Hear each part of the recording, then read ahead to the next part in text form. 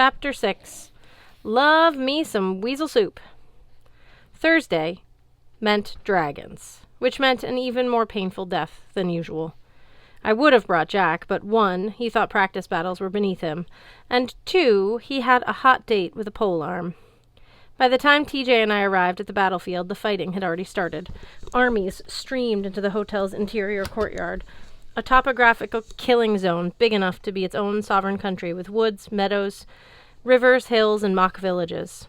On all 4 sides, soaring into the hazy white fluorescent sky, tiers of gold-rimmed balconies overlooked the field. From the upper levels, catapults hurled fiery projectiles toward the warriors below like deadly ticker tape. The blare of horns echoed through the forests. Plumes of smoke rose from burning huts. Einerjar charged into the river, fighting on horseback, laughing as they cut each other down. And because it was Thursday, a dozen large dragons had also joined the slaughter. The older Einerjar called them lindworms. If you ask me, that made them sound like mildly annoying skin rash. Instead, lindworms were the size and length of 18-wheelers. They had 2 front legs, with leathery brown, bat-type wings, too small for effective flight. Mostly, they dragged themselves across the ground, occasionally flapping, leaping, and swooping down on their prey. From the distance, on their brown, green, and ochre hides, they looked like an angry flock of giant carnivorous turkey snakes. But trust me, up close, they were bad news.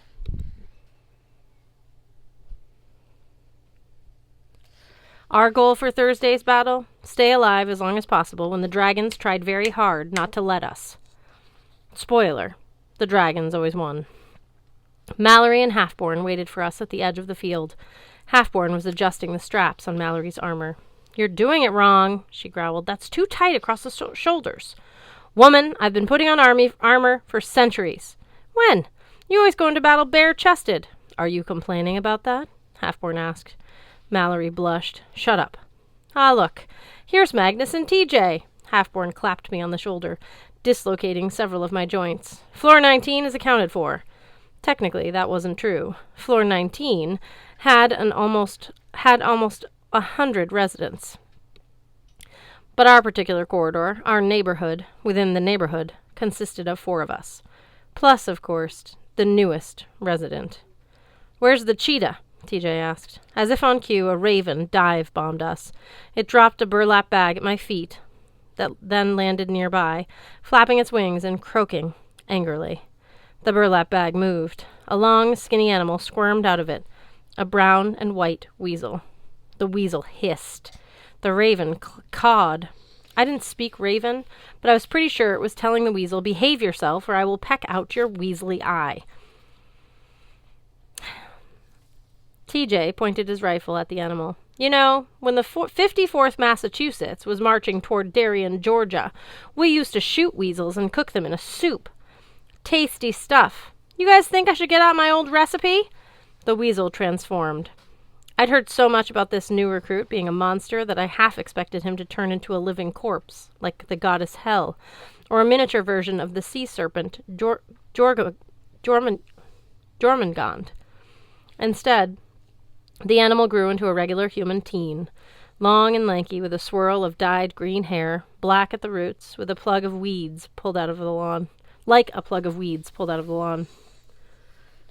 The weasel's brown and green fur changed to green and pink clothes, battered rose high tops, skinny lime green corduroy pants, a pink and green argyle sweater vest over a white tee, and another pink cashmere sweater wrapped around the waist like a kilt.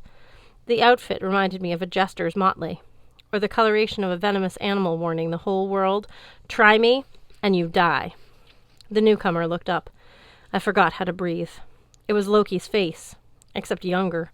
The same wry smile and sharp features, the same unearthly beauty, but without the scarred lips or the acid burn across the nose. And those eyes, one dark brown, the other pale amber, I'd forgotten the term for that, having different colored irises. My mom would have called it David Bowie eyes. I called it completely unnerving.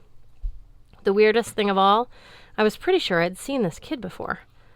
Yeah, I know, you're thinking a kid like that would stand out. How can I not remember exactly where we'd crossed paths?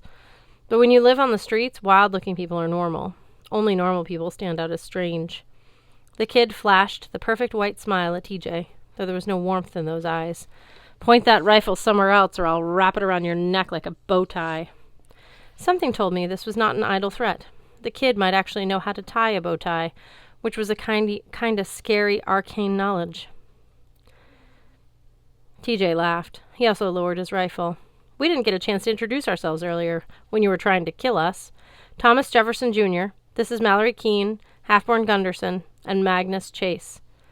The newcomer just stared at us. Finally, the raven made an irritated squawk. Yeah, the kid told the bird. Like I said, I'm calmer now. You didn't mess me up. It's all cool. Screek! The kid sighed. Fine. I'll introduce myself. I'm Alex Fierro. Pleased to meet you all, I guess. Mr. Raven, you can go now.